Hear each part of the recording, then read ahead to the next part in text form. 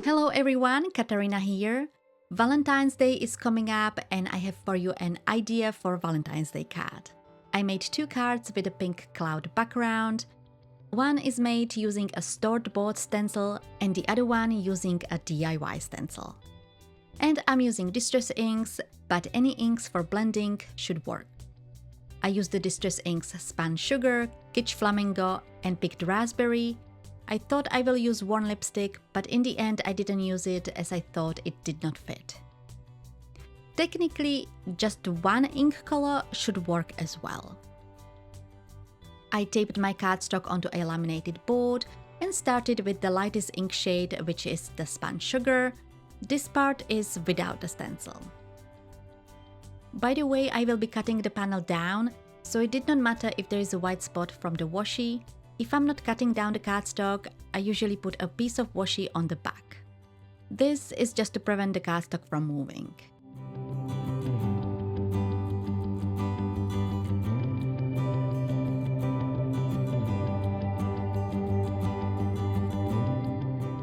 After I was done with the Spun Sugar, I placed the stencil over the part that I inked and I blended the ink over it, creating the cloud edge. For the second row, I used the Spun Sugar again, which I at least tried to apply more heavily. This one is a very light color, so it was a little bit more difficult to create a darker color, at least on this paper. So to make it slightly darker, I also used the Kitsch Flamingo, which I applied very lightly.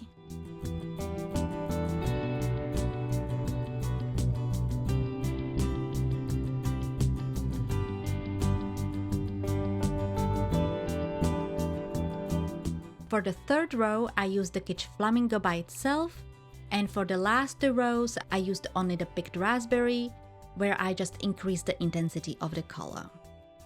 As I said, if you do not have all these inks, you can just use one ink for the whole background. You can swap between lighter and darker application, or create a gradient, making the color lighter or darker towards the stencil.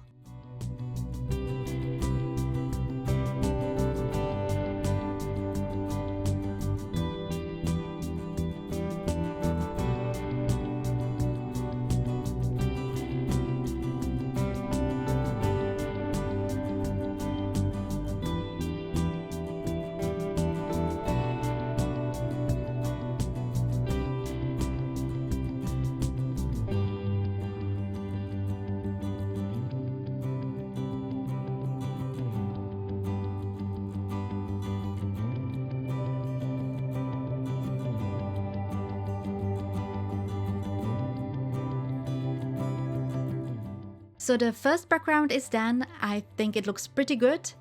But if you don't have a cloud stencil, no problem. You can create it yourself. To make the stencil, technically all you need is a cardstock, pencil and scissors. That is if you draw the clouds yourself. I tried, but I just could not get it right. So I decided to find some clouds online, print them out onto a printer paper, and transfer them onto my cardstock.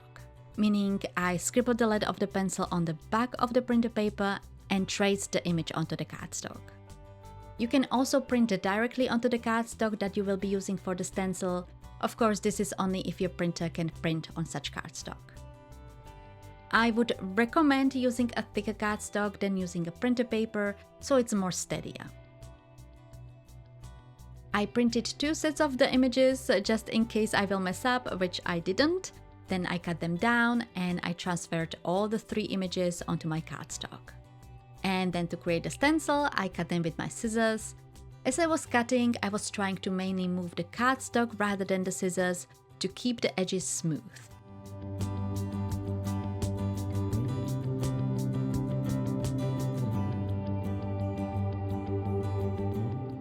Here are my stencils.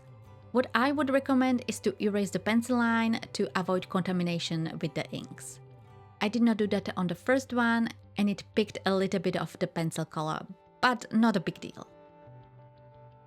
I blended the inks the same way as I did on the previous background.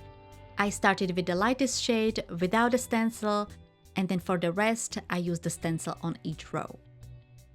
The colors were the same as on the other card: Spun Sugar, then combo of Spun Sugar and Kitsch Flamingo by itself, and then 2 rows of the picked raspberry.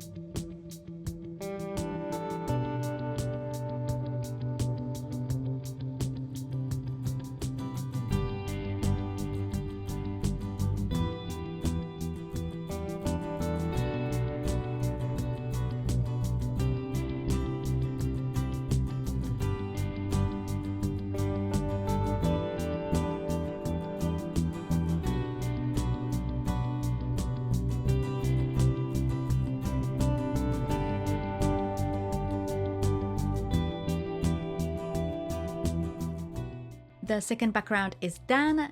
Here you can see it in more close-up. I think it looks pretty good. I did not have any problems applying the inks. I decided to die cut both backgrounds using a stitched rectangular die. I didn't want to make 2 identical cards, so for the first background I used a bigger die, and for the second one I used a smaller die. And here you can see both backgrounds next to each other. I like them both. I don't really see that there is any difference in that the other one was made using a DIY stencil. But let me know in the comments what you think. And if you like these backgrounds, don't forget to give this video a like. So that's the backgrounds. Now let's assemble the cards. I don't have that many supplies for Valentine, especially when it comes to greetings. I wanted a big bold greeting and all I had were these letter dies. I die cut 3 pieces for each letter using a white cardstock, and for the smaller background I also used a banner with an embossed greeting. Using a liquid glue I glued all the die cuts together, which I didn't film because it's a little bit boring. And then I glued all the die cuts on top of the cloud backgrounds.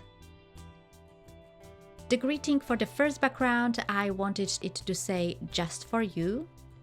And for the second background, I die cut the word love, and then the black banner with the white embossing says "so much."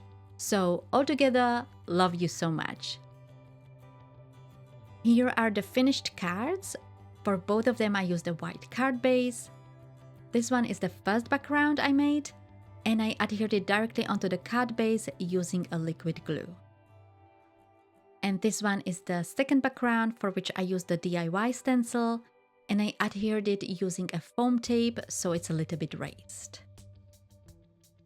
So that's it, that's the cards. I hope you like this card idea and give it a try. And if you want to see more cards for Valentine's Day, just click on this playlist on the screen. And if you would like to see the photos of the cards, just hop over to my blog. The link is in the description. Thank you all so much for watching. Don't forget to like and subscribe. And I will see you in my next video.